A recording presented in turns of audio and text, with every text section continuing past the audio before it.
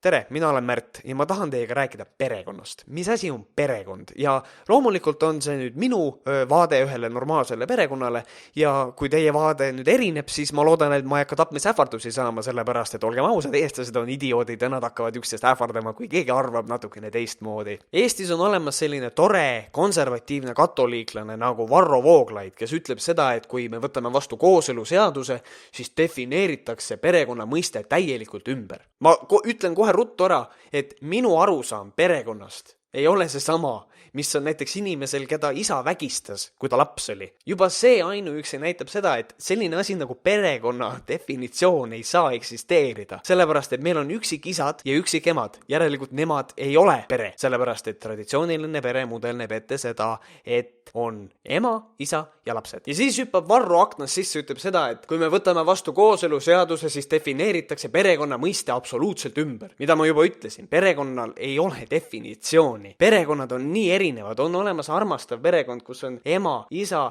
ja 6 last ja siis on olemas perekonna, kus on 2 ema ja 2 last ja kõik on väga hästi. Loomulikult on olemas ka peresid, kus on 2 isa ja 1 laps ja kõik on hästi halvasti. Täpselt samamoodi on olemas traditsioonilisi peresid, kus kõik on hästi halvasti. Nagu ma ennist ütlesin, võib-olla isale meeldib oma tütrega seksida või pojaga. Ma ei kiida sellist asja heaks, aga katsuge aru saada, probleemid on igasugustes peredes. Vahet ei ole, kas vanemad on ühest soost või erinevast soost. Vahet ei ole, kas pere on traditsiooniline või mitte. Kas on olemas traditsiooniline pere? Ma ütlen jah, on küll, aga teised pered on ka olemas ja need on täpselt sama legitiimsed kui traditsiooniline pere. Kõige suurem probleem sellisel konservatiivsel suhtumisel on see, et mis puudutab igasugust LBGT elu, siis magamistoast kaugemale ei nähta. Räägitakse alati sellest, et no näed, seal on homod, kujutad ette, nad seksivad kogu aeg. Näe, lesbid kogu aeg seksivad. Tähendab, andke andeks, aga kas heterod ka kogu aeg seksivad või? Kui 2 inimest koos elavad, siis nad tülitsevad. Nad käivad koos poes. Nad räägivad omavahel, mis päeva jooksul juhtus. Nad suhtlevad üksteisega. Vahet ei ole, oled sa heteroseksuaalne või homoseksuaalne. Ning ühel hetkel ühiskonnas üks idioot tõstatab sihukese seisukoha, et no jah, selge nüüd, kui homoseksuaalsus on okei, siis varsti on pedofiilia ja sofiilia ka jumala okei. Vaadake, kui 2 inimest, 2 täiskasvanud inimest üksteisega seksivad, siis on nende enda kahevaheline asi. Seevastu seks lapsega või seks loomaga on ju tegelikult ju vägistamine, eks? Ma ei tea, kas ma pean veel midagi ütlema või tõepoolest on inimene nii suur kretiin, et ta ei saa aru, kuidas on need 2 asja üksteisest täiesti kardinaalselt erinevad. Varro Vooglaid esitas sellise küsimuse, et aga kui me juba hakkame aktsepteerima siin homoabielusid, siis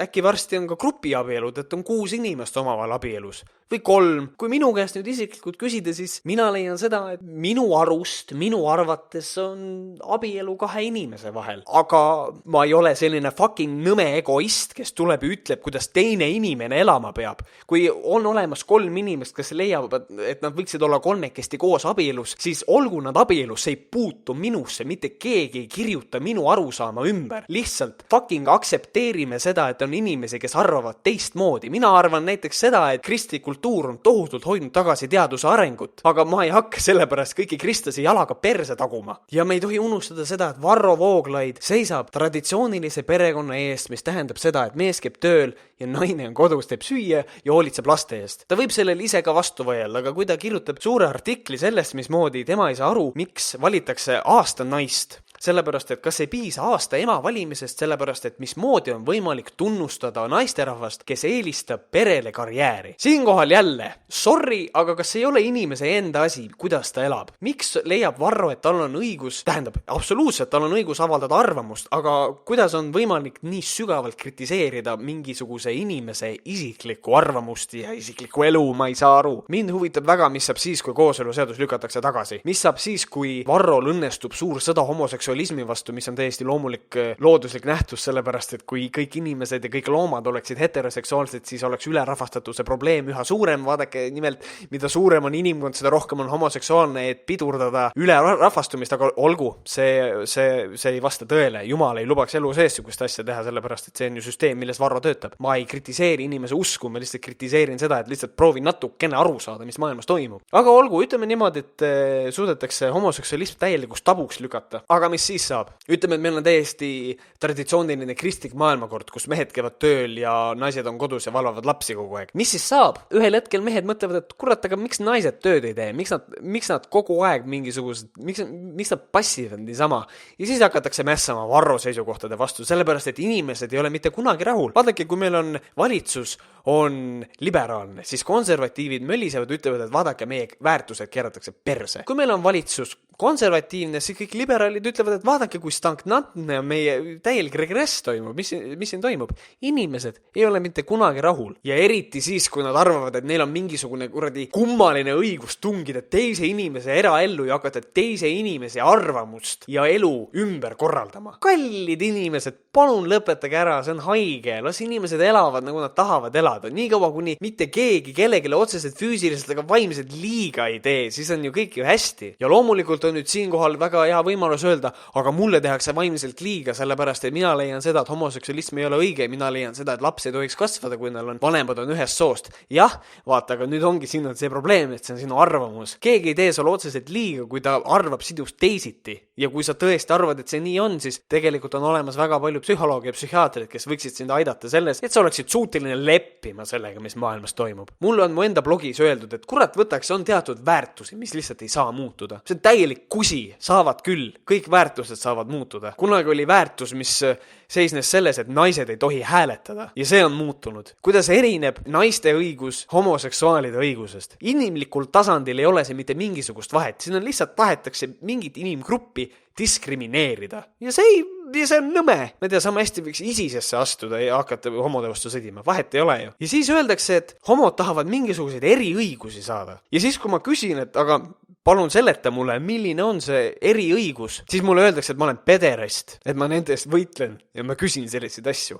Kas ei ole mitte suurepärane argumenteerimisoskus, et kui sa ei oska küsimusele vastata, siis sa hakkad teist inimest sõimama? Mis on demagoogia? See on argumentum ad hominem. Vaata, milline sa ise oled. Varro ise ütleb, et ta ei vihka homosid, tal ei ole homode vastu mitte midagi. Välja arvata siis see, et tema arvates ei tohiks homod põhimõtteliselt kuuluda perekonda ja et nad ei tohiks lapsi kasvatada ja nii edasi ja nii edasi. Aga siis mul tekib küsimus, et oot, aga kas siis Varro kuidagi lahterdab inimesi või? Ja absoluutselt jah, Varro tõepoolest lahterdab inimesi, sest et intervjuus Õhtulehega ütles Varro seda, et kõige ideaalsem riigikord tema arvates oleks aristokraatia, ehk siis paremate valitsus, mis tähendab seda, et see inimene reaalselt lahterdab inimesi, on paremad ja on halvemad. Ja antud juhul kristlikud traditsioonid on paremad. Inimesed, kes peavad kinni kristlikust traditsioonist, on paremad inimesed kui need, kes leiavad, et inimestel on mingisugused isikuvabadused ja õigus omaenda elule. Ja kas me üldse peame defineerima perekonda või kas see on oluline? Ma ei saa sellest aru, miks? Ma ei tea, kaks inimest elavad koos, armastavad üksteist, minu arust see on ka juba perekond. Miks me peame tungima kuskilt aknast sissi ja ütlema inimestele, et vaata, et see sinu arusaam perekonnast on vale ja vaata, on teatud asjad, teatud väärtused on, mis lihtsalt ei saa ju muutuda põhimõtete pärast ja nii edasi. Ja nüüd on see koht, kus inimene ütleb mulle, sa oled mingi kuradi liberaal ja sa oled nõme. No jah, kui sa tõepoolest ei oska paremini ennast kuidagi väljendada ja mind ainult liberaaliks sõimata, siis lase käia. Ma olen sellega arvestanud, et inimesed on idikad, aga lihtsalt katsu aru saada sellest, et võib-olla inimesi on suhteliselt palju, kes ei ole sinuga ühel nõul. Ja kas sa siis tahad neid kõiki maha tappa selle pärast või? Kas sa tahad nende kõikide ellu sisse tungida ja nende elu ümber reformida? Kelleks ennast pead? Kes sa oled? Ja ma ei räägi praegu ainult Varroga, ma räägin iga inimesega, kes on seisukohal, et kooseluseadus defineerib midagi ümber. Ei, see ei defineeri mitte midagi ümber. Võib-olla tõesti kirjutatud on kuskil, et on naise ja mehe vaheline kooselu, aga see on lihtsalt üks versioon sellest, kuidas inimesed tegelikult maailmas elavad. Võib-olla see seadus vastupidi lubab nüüd mõnel inimesel paremini defineerida, millises liidus ta elab. Ja kõik need inimesed, kes ütlevad seda, et Eesti riigil on palju suuremaid probleeme, millega tegeleda ja see on suur aja raiskamine, et kooseluseadusega üldse tegeletakse. Eesti ühiskonnas on 100 tähtsamat probleemi kui kooseluseadusega seonduv.